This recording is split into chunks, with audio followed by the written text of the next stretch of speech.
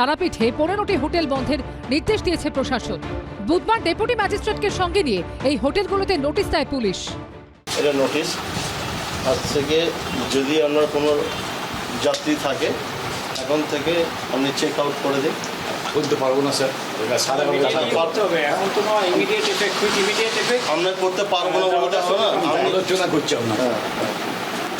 আপনার যা রিকোয়ারমেন্ট আছে, পেপারস আছে, আপনি সাবমিট করবেন, দেখাবেন। আপনাকে যদি পারমিশন দেওয়া হয় আপনি লজ করবেন, কিন্তু এই মুহূর্তে আপনাকে সাসপেন্ড করা হয়েছে, আপনার লজ বন্ধ থাকবে। নোটিশ দেওয়া হয়েছে দত্ত ভবন নামে এই হোটেলেও, কিন্তু ফায়ার লাইসেন্স নেই কেন সেই প্রশ্নের উত্তরে মারাত্মক দাবি করছে হোটেল কর্তৃপক্ষ। নোটিশের পরিপ্রেক্ষিতে অ্যাকনোলেজমেন্ট অ্যাপ্লাই করেছি অনলাইনে 13 জুলাই 2026। নোটিশ কবে দিয়েছিল? নোটিশ দিয়েছিল তার 7 দিন আগে। আর কি এর আগে কবে নোটিশ? এর আগে সেপ্টেম্বরে একটা নোটিশ এসেছিলো, তখন তৃণমূল সরকার ছিলেন।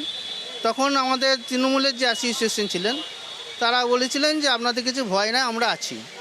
তারাপীঠের আদর্শ লজ বন্ধেরও নোটিশ দিয়েছে পুলিশ। যে হোটেলের মালিক বীরভূম জেলা পরিষদের তৃণমূল সদস্য নিতাই চন্দ্র মাল।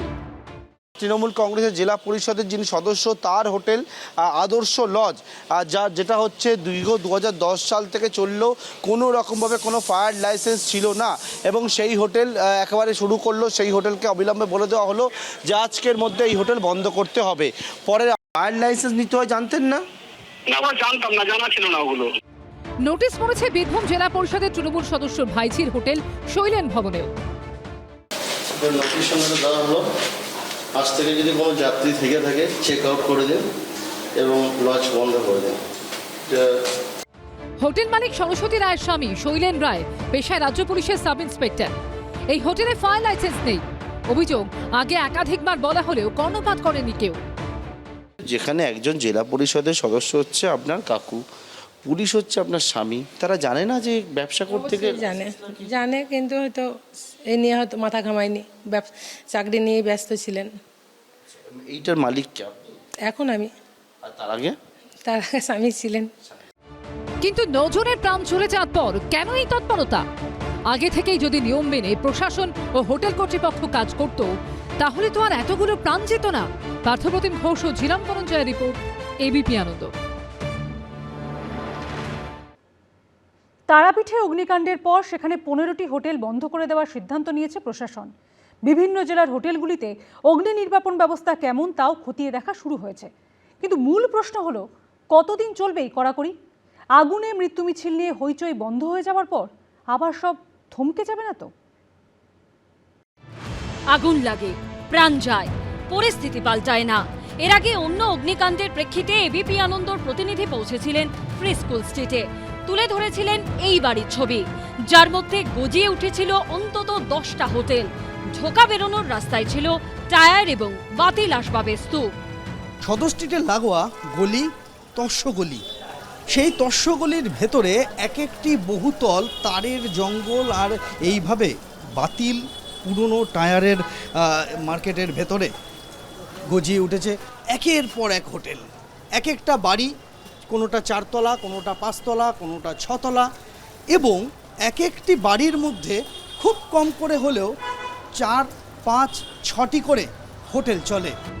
বুধবারও ফ্রি স্কুল স্ট্রিটে সেই বাড়িতে পৌঁছেছিল এবিপি আনন্দ।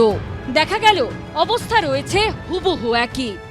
এই যে ঠিকানা B/33/H/3 মির্জা গালিব স্ট্রিট, পাশাপাশি দুটি বহুতল, একটা বহুতলে অন্তত 10 থেকে 12টি হোটেল চলছে। আমরা দেখতে পাচ্ছি এখানে রয়েছে খাজা হাবিব হোটেল, তার পাশে রয়েছে হোটেল গ্রিন স্টার। বহুতলের নিচের অংশেই কিন্তু এইভাবে টায়ারের মেরামতির দোকান, গুদাম, টায়ার রিসোলিংয়ের ব্যবসা পরপর এই রকম হয়ে রয়েছে।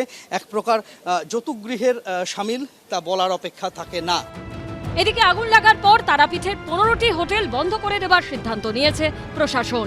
কিন্তু তারাপীঠেরই বাকি হোটেলগুলির অবস্থা কি? তারাপীঠে হোটেল আর্যনিবাস, রয়েছে 16টি রুম। 3 তলা হোটেলে অগ্নি নির্বাপন বিধিশিকে। হাইল্যান্ডস আপাতত আমার ডকুমেন্টস জমা দেওয়া আছে, কিন্তু এখনো হয় নাই। একটা ফ্লোর বাড়া হয়েছে, মানে 3 তলা হয়েছে এখন। অনুমতি প্ল্যান সব জমা দেওয়া হয়েছে ডকুমেন্টস, কিন্তু পাস করছে না ওরা টাকার জন্য পাস করছে না। কারা? টিআরডি অফিসে। তারাপীঠেরই আরেক হোটেল পঞ্চহরি যাত্রীনিবাস। এই হোটেলেরও অগ্নি নির্বাপন ব্যবস্থা বেহাল। তারাপীঠে পঞ্চহরি যাত্রী নিবাসে রয়েছি এবং এই যে জায়গা, এখানে দেখা যাচ্ছে যে অনেকগুলি ঘর রয়েছে পরপর, এবং ঘর থাকলে কি হবে, অগ্নি নির্বাপনের জন্য কোনো রকম কোনো ব্যবস্থাপনা সেটা নেই, এমনকি একটা ফায়ার এক্সটিংগুইশার সেটা পর্যন্ত নেই। বীরভূমের পর এবার বর্ধমান তিনকোনিয়া বাস স্ট্যান্ডের কাছে হোটেল কান্ডারি। রয়েছে 25 থেকে 30টি রুম। কার্যত যতগৃহ পরিস্থিতি চারতলা এই হোটেলের। নেই ফায়ার অ্যালার্ম, জলের সোর্স। দমকল যদি আসে পাইপ লাইন থেকে জল তুলতে পারবে না, নেই। ওটা করার জন্যই দেখেছি। আচ্ছা, আজ দিয়ে আজকে দেখছি ওরা দিয়ে কাল দিয়ে কাজ করে বলছে। হাওড়া স্টেশন সংলগ্ন এলাকায় রয়েছে ছোট বড় প্রায় 200 হোটেল। দমকলের অগ্নি নির্বাপন আইনকে কার্যত বুড়ো আঙুল দেখিয়ে চলছে এই হোটেলগুলি। জলের ট্যাঙ্ক বলতে নেই, খালি কলের ব্যবস্থা আছে, আর আগুন নেওয়ার যে যন্ত্র আছে সেই যন্ত্র আছে না, স্প্রিংলার যেখান দিয়ে স্প্রে করা হয় জল, সেসব কিছু আছে। সেই সব। পর্যটনের শহর শিলিগুড়ি, হোটেলে ছড়াছড়ি। সেখানকার হোটেল ব্যবসায়ীদের আবার আজব সাফাই। ফায়ার সেফটি নর্মস প্রত্যেক বছর আপডেশন হচ্ছে, আপগ্রেড হচ্ছে।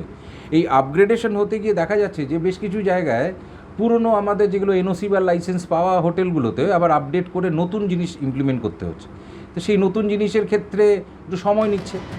অগ্নি সুরক্ষা বিধি নিয়ে হলদিয়ার বিভিন্ন হোটেলে শুরু হয়েছে কড়াকড়ি।